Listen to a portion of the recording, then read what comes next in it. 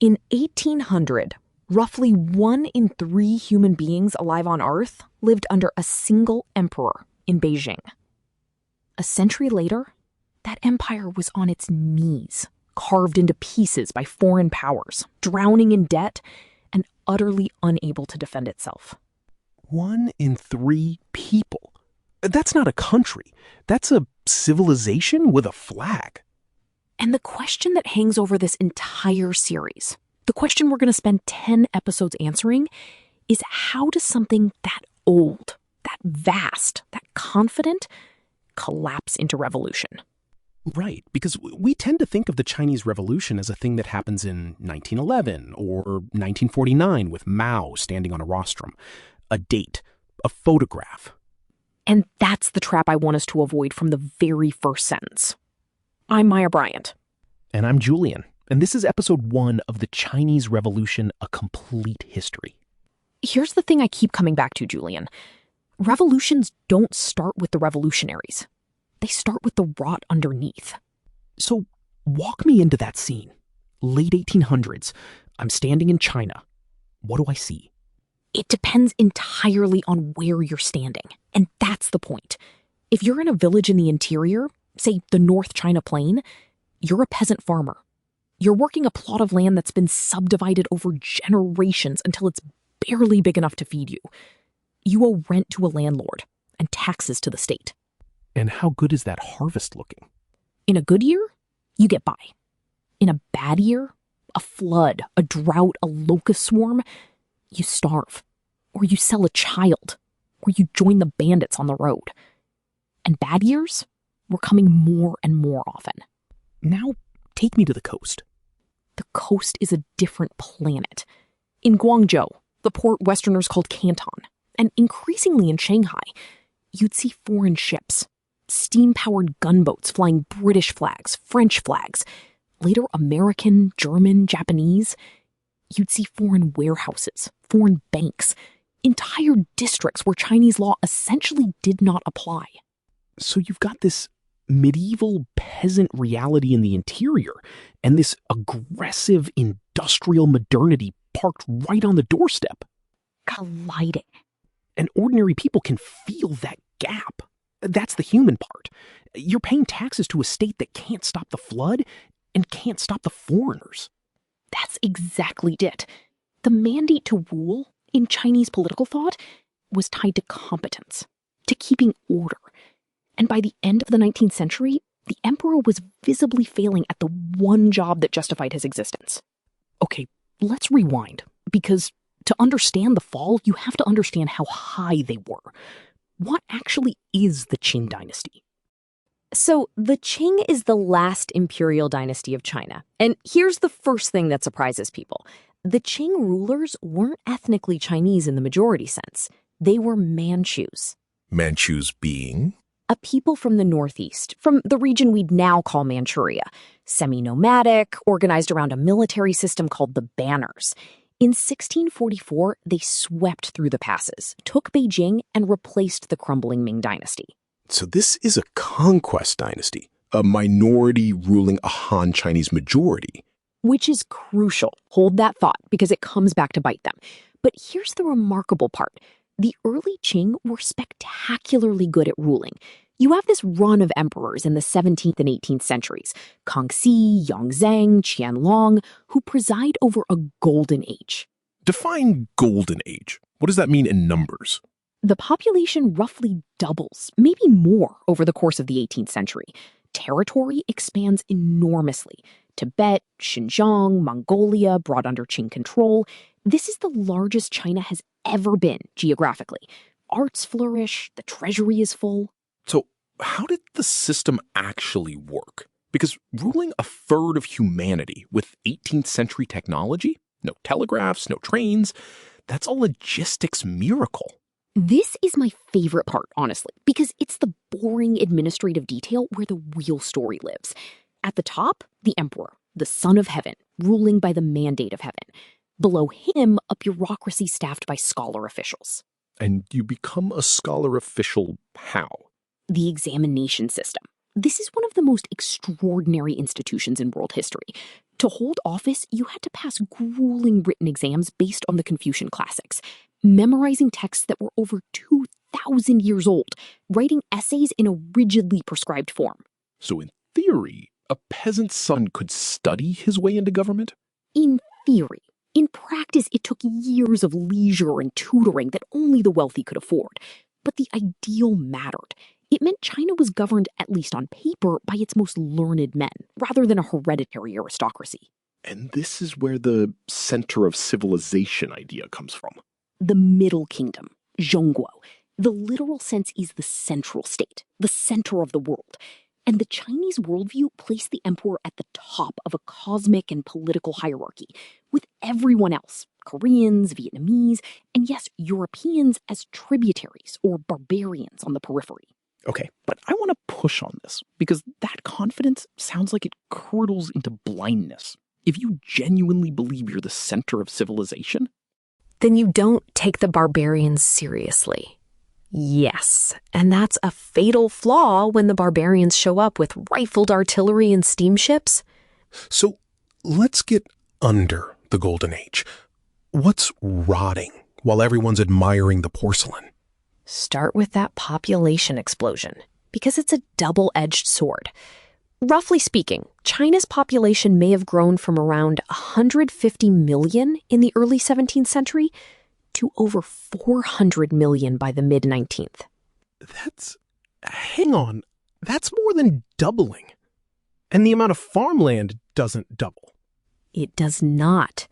New crops from the Americas, sweet potatoes, maize, peanuts, let people farm marginal hillsides that couldn't grow rice. So the land supports more mouths, but barely. Every plot gets subdivided smaller and smaller among sons. So you get this Malthusian squeeze. More people, same dirt, thinner and thinner margins. And no cushion. So when a disaster hits, there's nothing in reserve. Meanwhile, the bureaucracy is calcifying.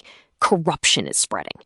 There's a famous case, the official Hessian, a favorite of the Qianlong emperor, who reportedly amassed a personal fortune so vast it may have rivaled years of state revenue. One guy skimming the equivalent of the national budget. When that's happening at the top, imagine what's happening at every level below. Local magistrates underpaid, so they extract customary fees. Tax silver that never reaches Beijing. And the military?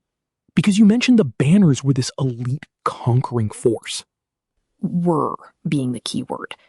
By the 19th century, the banner armies had become, in many cases, a hereditary welfare class. Soldiers who'd never seen combat, drawing stipends, riding horses they could barely control. The martial edge that took Beijing in 1644 was gone. So you've got a hollowed out army, a corrupt bureaucracy, a population pressed to the edge of subsistence, and a court that thinks it's the center of the universe. And then the ships arrive. So let's talk about opium, because this is where the outside pressure becomes unbearable. And I want to follow the money here, because this whole thing starts as a trade problem. It absolutely does. So back up to the late 18th century. Europeans, the British especially, are mad for Chinese goods. Tea, above all. Also silk, porcelain. The British and their tea. Genuinely a national addiction. A national addiction with fiscal consequences. Britain is buying enormous quantities of Chinese tea, and China wants basically nothing Britain makes in return. The Qianlong Emperor famously wrote to King George III, this is around 1793, the McCartney mission, words to the effect that China possesses all things and has no need for barbarian manufacturers. So the trade is completely lopsided. Silver flows into China, nothing flows back. Silver flows in by the ton, and this drains British bullion. So British merchants go looking for something, anything the Chinese will actually buy. And they find it. Opium. And the beauty of it, from the British commercial standpoint, is that it's self-expanding. Because it's addictive. Of course. Your customer base grows itself. That's the darkest business model imaginable. By the 1830s, you have millions of addicts, from dock workers to scholars to soldiers. And now the silver flow reverses. It starts pouring out of China to pay for the drug, which wrecks the Chinese economy because taxes were paid in silver. Wait, unpack that, because that's the second-order effect people miss. Silver leaves, silver gets more expensive relative to the copper coins peasants actually use. And so the effective tax burden on ordinary people goes up, even though the nominal rate hasn't changed. Yes, opium wasn't just a health catastrophe, it was a fiscal one. So the court finally acts. The Daoguang emperor appoints a hardliner, Lin Zexu, as imperial commissioner, and sends him to Canton in 1839 to crush the trade. And Lin is, by the standards of the era, incorruptible and serious. He confiscates something like 20,000 chests of opium from the foreign merchants. And does what with it? Destroys it, publicly, mixes it with lime and salt water and flushes it into the sea. He even writes a moral appeal to Queen Victoria, a letter asking essentially, how can you permit this poison to be sold when you never allow it in your own country?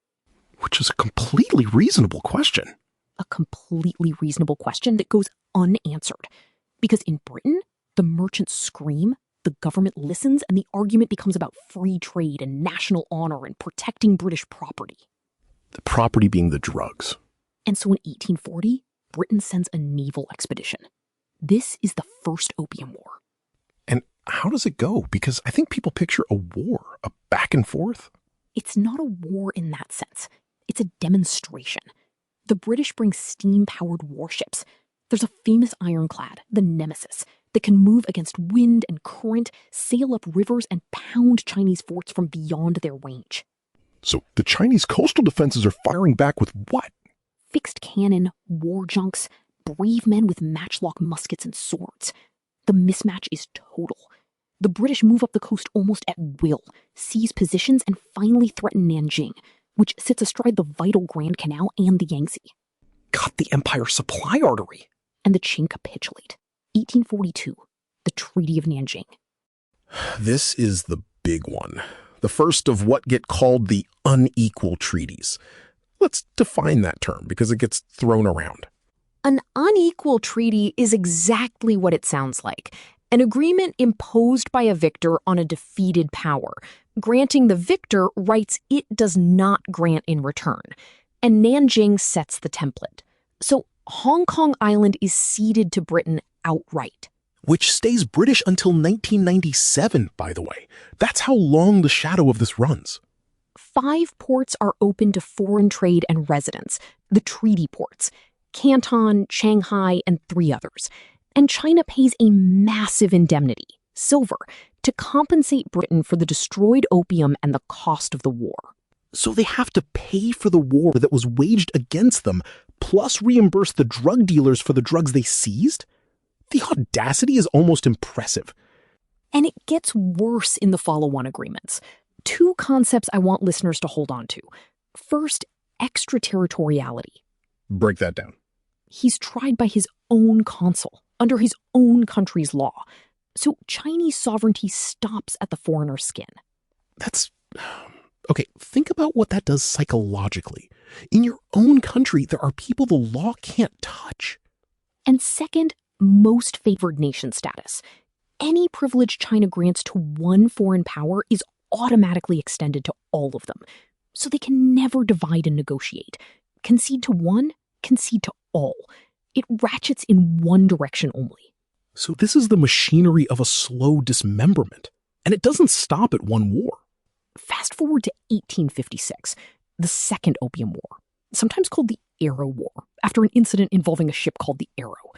Britain, now joined by France, wants the treaty terms expanded. More ports, legalized opium, diplomats in Beijing. They want the whole thing formalized, institutionalized. And this war reaches the capital itself. In 1860, British and French forces march on Beijing. And they do something that scars the Chinese memory for a century. They loot and burn the Yuanming Yuan, the old summer palace. the imperial pleasure palace. An enormous complex of gardens and pavilions and priceless art built up over generations. British and French troops strip it and then, on orders, burn it to the ground. It takes days. Some accounts describe the smoke hanging over Beijing. And that's deliberate. That's not collateral damage, that's a message. It was retaliation for the mistreatment of a captured envoy party, but yes, it was theater. A demonstration that the barbarians could reach into the sacred heart of the empire and set it on fire, and the Son of Heaven could do nothing. So here's my question. Legitimacy. The whole basis of Qing rule is the mandate of heaven, competence, keeping order. What does it do to that mandate when everyone can see the emperor's own palace burning? It's corrosive. Not instantly fatal, but corrosive. Because for centuries the deal was, you obey, and in return the emperor maintains harmony and keeps the barbarians in their place. And now the barbarians are dictating terms from the ashes of his garden. The deal is visibly broken. And I imagine an ambitious person somewhere is watching all this and thinking, if heaven has withdrawn its mandate, maybe it's up for grabs. Funny you should say that, because at the exact same time, while the Second Opium War is being fought, the Qing are fighting for their lives against something far deadlier than the British. This is the one I think most Western listeners have genuinely never heard of, and it staggers me every time. The Taiping Rebellion. Let me put the scale on the table first, and I want to be careful because estimates vary enormously.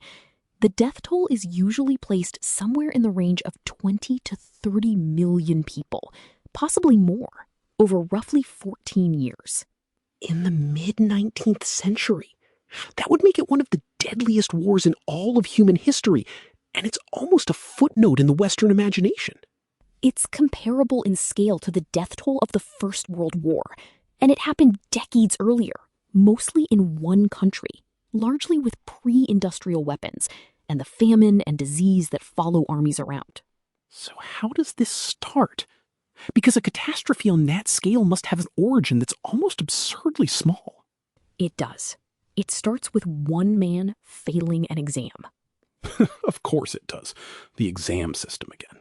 Hong Xiuquan, a village school teacher from Guangdong province, from the Hakka minority, a marginalized group within Han society. He sits the civil service examinations repeatedly and repeatedly fails. And after one failure, around 1837, he has a nervous collapse, a fever, visions. What does he see? He has a delirium in which he ascends to heaven, meets an old bearded man and a middle-aged man, and is told he has a cosmic mission. Years later, he encounters Christian missionary pamphlets, and he reinterprets the vision through them. And concludes what exactly?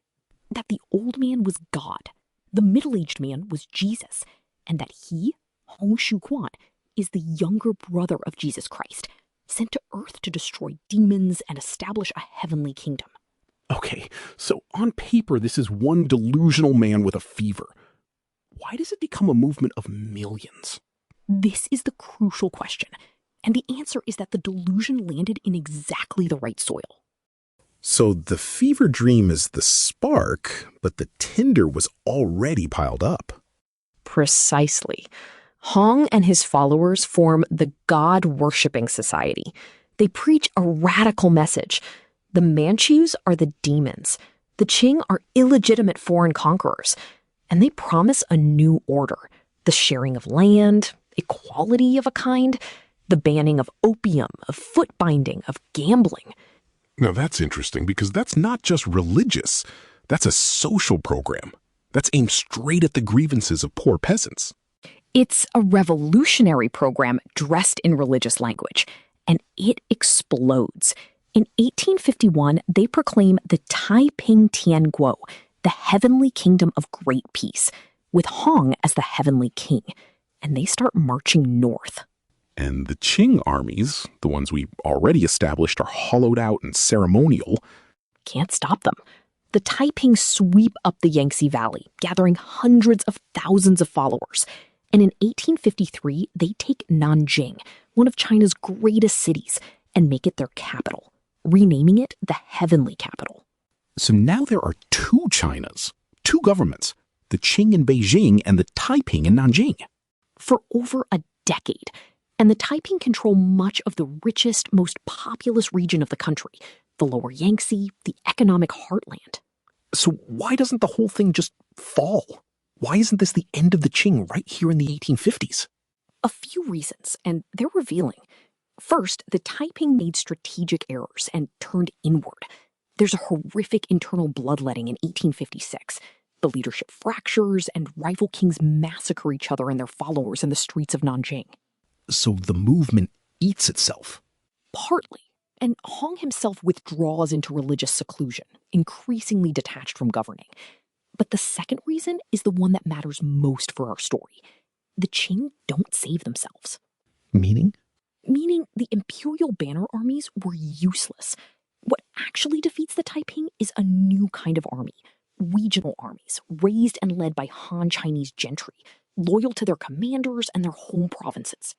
Give me the names, because I sense these people become important. Zheng Guofan, above all, a Confucian scholar official who raises the Xiang army in Hunan province. Disciplined, ideologically motivated to defend Confucian civilization against this bizarre pseudo-Christian threat. And leader Li Hongzhang, his protege, with the Huai army. These men, with their own funding and their own soldiers, grind the Taiping down. And Nanjing falls when? 1864. Hong dies, probably from illness, possibly poison, the accounts differ, shortly before the city falls. And when it falls, the slaughter is immense. The Heavenly Kingdom is annihilated.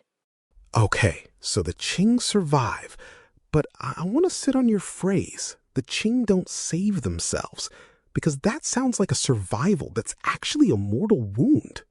That's exactly the paradox, and it's the single most important structural consequence of the whole rebellion.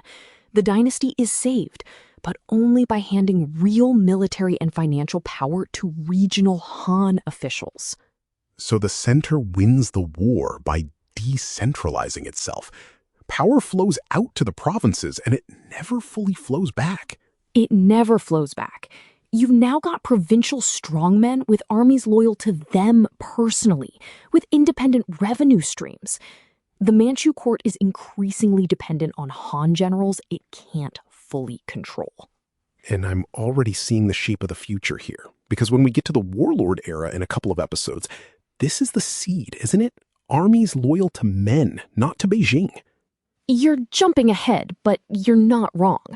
The logic of the warlord era is planted right here in the 1860s. The moment central authority had to borrow the muscle of regional militarists to survive, the imperial system had begun quietly to hollow out from within. And the Taiping isn't even the only fire burning at this moment. That's the thing that gets me. This isn't one crisis, it's simultaneous crises.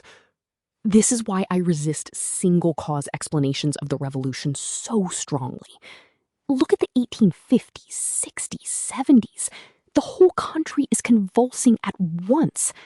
Take the Nian Rebellion. Which is what? A rebellion in the north, roughly 1851 to 1868, overlapping the Taiping. Less ideological, more of a militarized bandit and peasant movement. Mounted raiders in the flood-ravaged plains between the Yellow River and the Yangtze, where the state had essentially lost control. And why there? Follow the conditions. The Yellow River.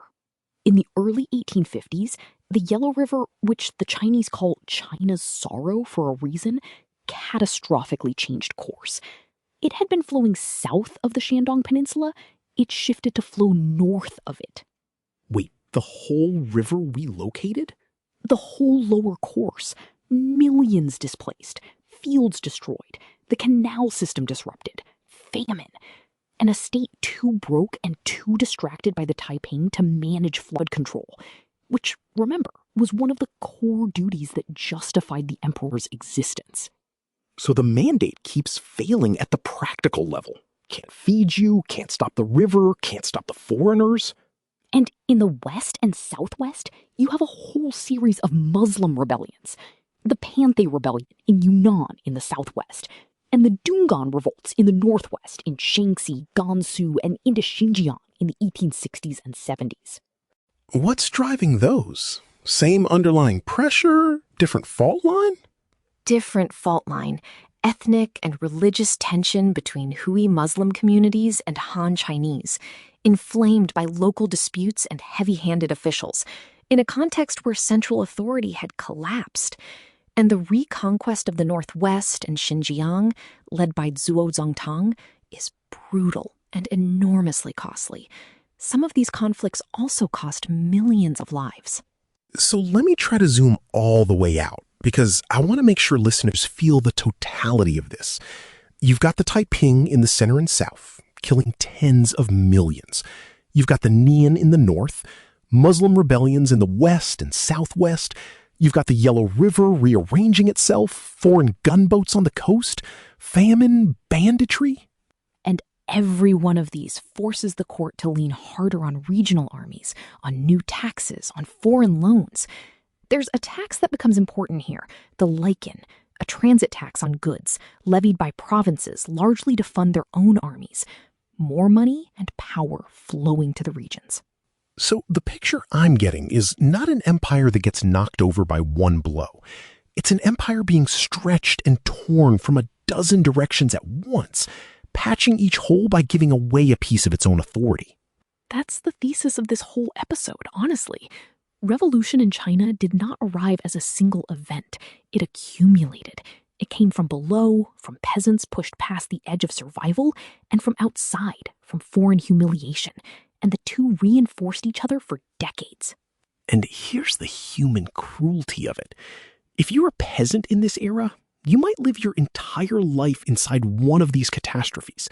You're born during the Taiping, your village burns, you flee, you're a refugee, you starve, the river floods, bandits take what's left. And the tax collector still comes. That's the lived reality behind the statistics, not an abstraction. A human being watching every structure that was supposed to protect them fail, one after another. So the shock is that the Qing survive at all into the second half of the century. They survive, and a group of serious, capable officials look at this wreckage and reach an obvious conclusion. We have to change or we die.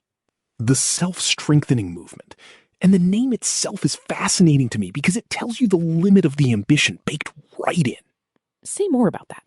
Self-strengthening, not self-transforming, not reinventing. Strengthening, as in keep the same body, just add muscle. The goal is to preserve the thing, not remake it. You've put your finger exactly on the central tension. The men who lead this, Zheng Guofan, Li Hongzhang, Zhuo Zongtang, and Prince Gong at the court, they've just fought the foreigners and the rebels, and they've drawn a specific lesson. Which is? That the West is superior in one narrow but decisive domain. Weapons, ships, machines, technology.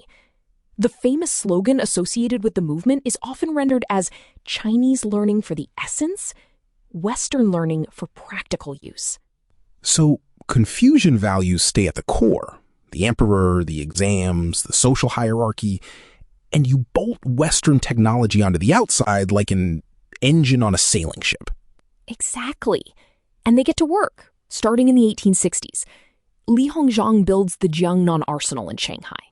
Cannon, rifles, ammunition. Zhuo Zongtang founds the Fuzhou Navy Yard, a shipyard with foreign engineers to build modern warships. So this is real. This isn't just talk. It's real. They send students abroad.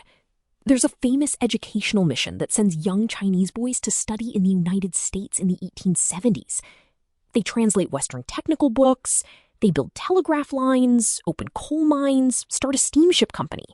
And crucially, they build a modern navy, the Beiyang Fleet, the Northern Seas Fleet, which by the 1880s includes formidable German-built ironclad battleships. So, on paper, China is modernizing. What's the catch? Because you've been foreshadowing a catch for 5 minutes. The catch is that you cannot, it turns out, buy the engine without the rest of the machine. Take the Navy. You've got these expensive ironclads, but the officers are appointed through patronage. Training is inconsistent. Funds allocated for ammunition and maintenance get siphoned off through the same corruption we've been describing all along. So the graft that hollowed out the banner armies just infects the shiny new Navy too.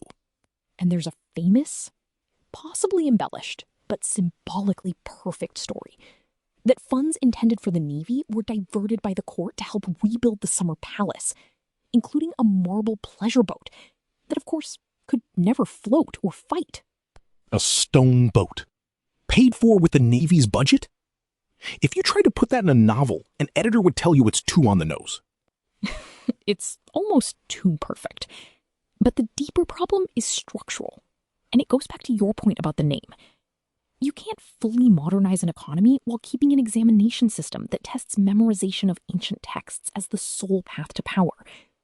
You can't build an industrial state on a tax base you don't control, with provincial officials running their own fiefdoms. So the reform is fighting the system that produced it.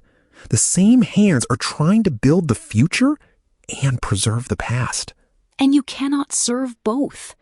The Japanese, right next door, are running a controlled experiment on exactly this question at exactly this time. The Meiji Restoration. 1868. Japan, faced with the same Western threat, Commodore Perry's black ships had forced Japan open in the 1850s, makes the opposite choice. They don't self-strengthen, they self-transform. They dismantle the feudal order, remake the government, the economy, the military, the education system wholesale on Western models. So now we have the test. 2 Asian civilizations, same threat, 2 different answers. And the exam gets administered in 1894. The First Sino-Japanese War, 1894 to 1895. The proximate cause is a struggle for influence over Korea, which had long been a Chinese tributary. And most observers at the time, including Western ones, expect China to win. It's vastly larger. It has those German ironclads. And what actually happens? Japan wins. Decisively. Comprehensively. The Japanese defeat China on land in Korea and Manchuria, and then, at the Battle of the Yalu River and finally at Weihai Wei, they destroy the Beiyang fleet, the crown jewel of 30 years of self-strengthening. The whole fleet? Effectively annihilated or captured. The remnants trapped and finished off at their own base. The admiral, Ding Ruchang, takes his own life after the defeat. Okay, I want to dwell on the psychology here, because you flagged this as a shock unlike the others. Why does losing to Japan land so much harder than losing to Britain? Because of the entire worldview we described at the top. Britain was a distant, alien, barbarian power. Humiliating, yes, but foreign in every sense. Japan was, in the traditional Chinese hierarchy, a small island of students. A civilization that had historically learned from China. The dwarf pirates, in the old dismissive phrase. So it's the pupil beating the master. It's not just a defeat. It's an inversion of the entire cosmic order you believe in. And it proves in the most public way imaginable that 30 years of reform had failed. That the self-strengthening approach, technology without transformation, did not work. The peace terms, the Treaty of Shimonoseki in 1895, are savage. A colossal indemnity. Taiwan ceded to Japan. Recognition of Korean independence, which really meant Korea falling into the Japanese orbit. And I imagine the vultures circle after that. If Japan can do this to China? Then everyone can. This kicks off what's sometimes called the scramble for concessions, or the carving of the melon. In the late 1890s, the foreign powers, Russia, Germany, France, Britain, Japan, grab spheres of influence. Railway rights, mining rights, naval bases on long leases. Germany takes a foothold in Shandong, Russia in the northeast. So the map of China starts looking like a carcass, with everyone claiming a cut. And now, for the first time, you get educated Chinese, the very scholar official class that had always been the backbone of the system, seriously asking whether the system itself, whether the dynasty itself, can be saved. That's the shift. When the loyal elite starts to doubt, that's a different order of danger than a peasant rebellion. There's a burst of reform energy, the 100 Days Reform in 1898, when the young Guangxu emperor, influenced by reformers like Kang Yuwei and Liang Qichao, issues a flurry of radical edicts to remake the state.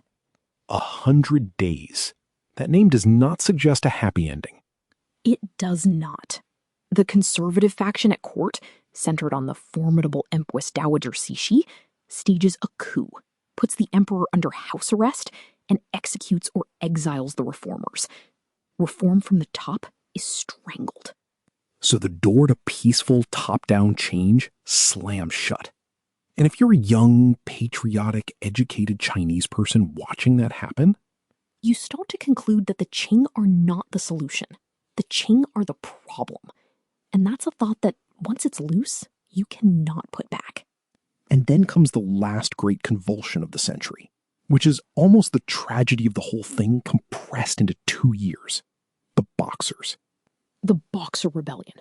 1900, roughly, with roots in the preceding years. And I find this one genuinely tragic, because the anger driving it is so understandable, and it gets channeled into a catastrophe. Who are the Boxers? Start there.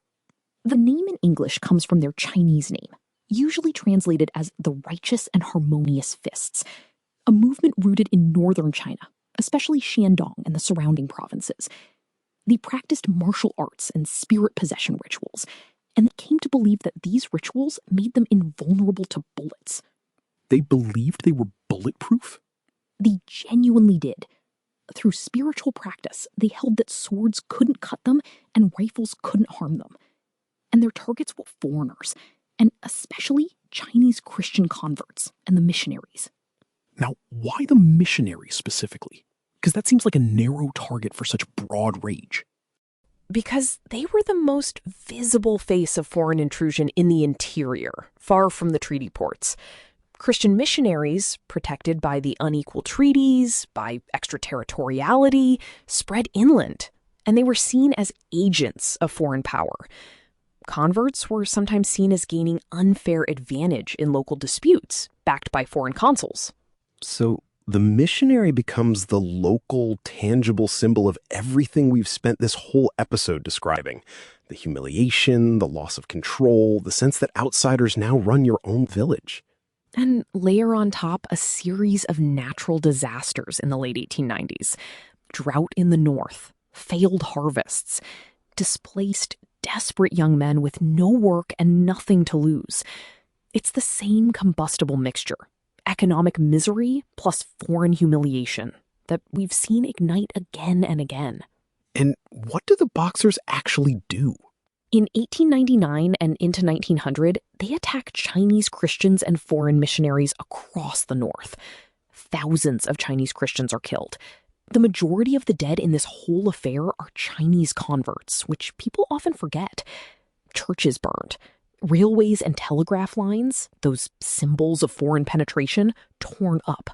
And here's the part I find almost unbelievable. The Qing court doesn't crush them.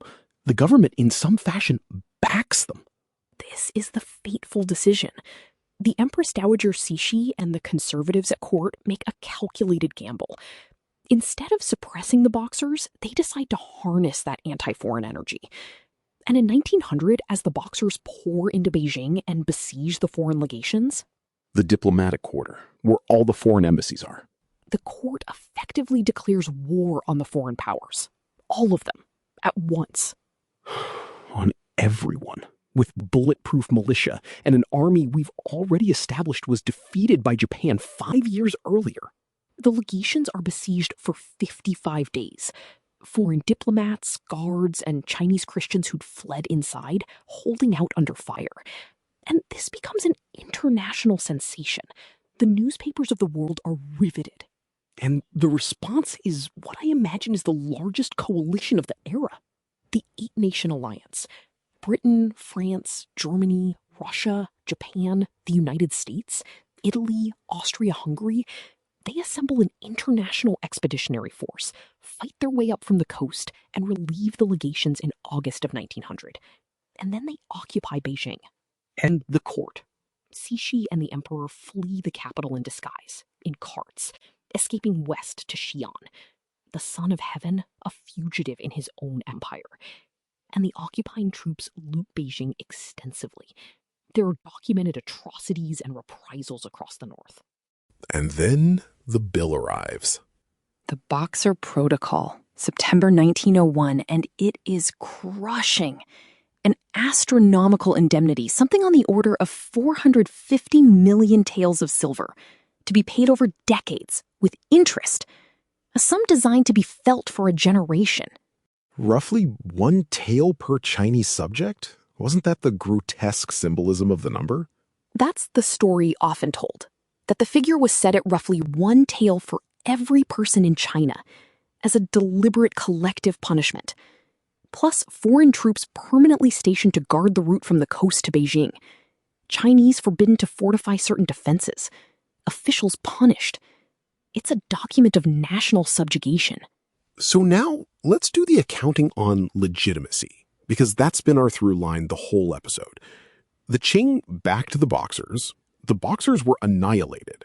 The result was a foreign occupation of the capital, the flight of the court, and a debt that mortgaged the future of the entire country. What is left of the mandate after that? Almost nothing. Think about the sequence of the last 60 years from the standpoint of an ordinary, educated Chinese person alive in 1901.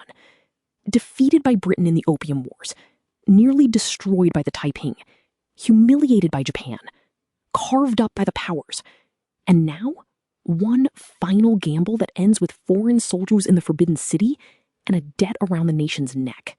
Every strategy has been tried and every strategy has failed. Resist the foreigners, you lose. Reform gradually, it's too little. Reform radically from the top, it's crushed in 100 days. Ride the popular anger, it ends in occupation. And that's the intellectual moment that matters most. Because if you're a thoughtful patriot, you've now watched the dynasty fail at every conceivable approach. And you start to draw the conclusion that the dynasty itself, the Manchu foreign conquest dynasty, is the thing standing between China and survival. The remedy and the disease become the same thing in people's minds. The bitter irony is that after 1901, Cixi's own court finally launches genuine, sweeping reforms, abolishing the ancient examination system in 1905, planning a constitution, building new armies. Real change, at last. But too late. But too late. And here's the twist. Those very reforms accelerate the end. Abolishing the exams destroys the last thing binding the scholar class to the dynasty. The new modern armies become breeding grounds for revolutionary ideas. The half-promised constitution raises hopes it can't satisfy.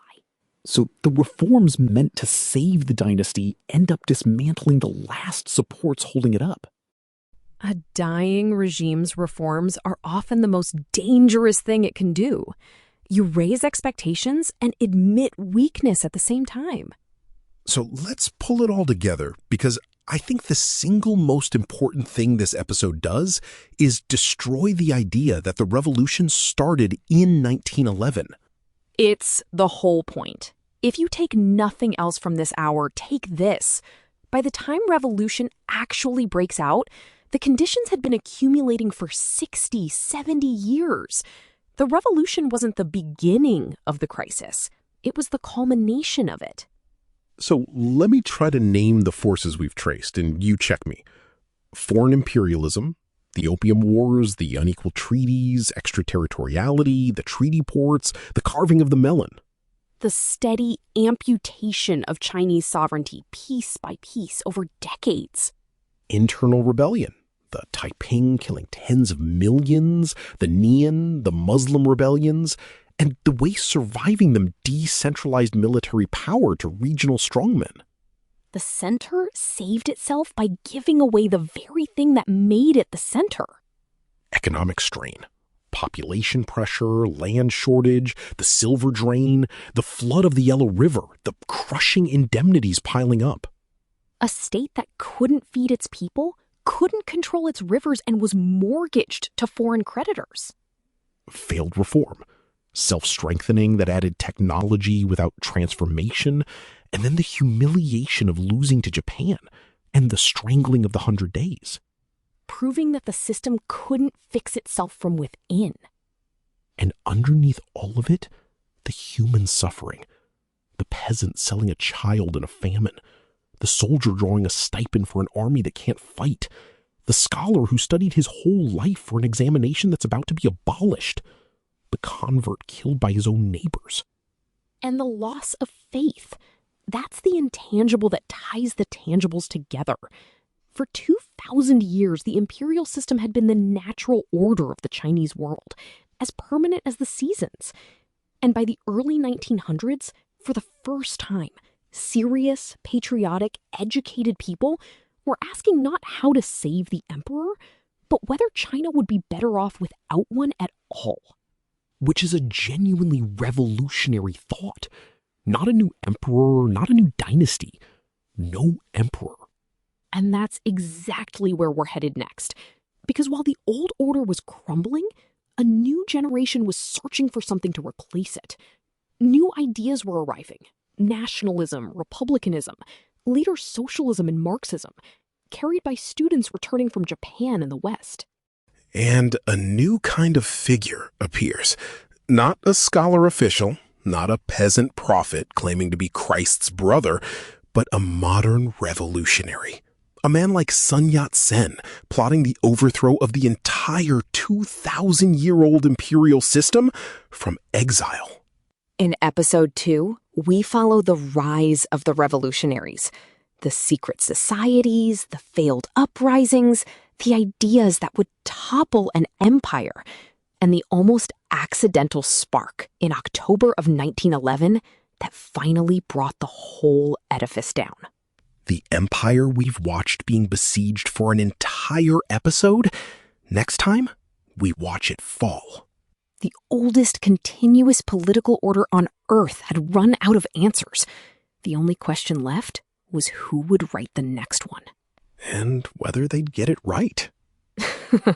That, we've got 8 more episodes to find out. This has been The Chinese Revolution, a complete history. Come back for the fall. This episode was generated with AI by Demades.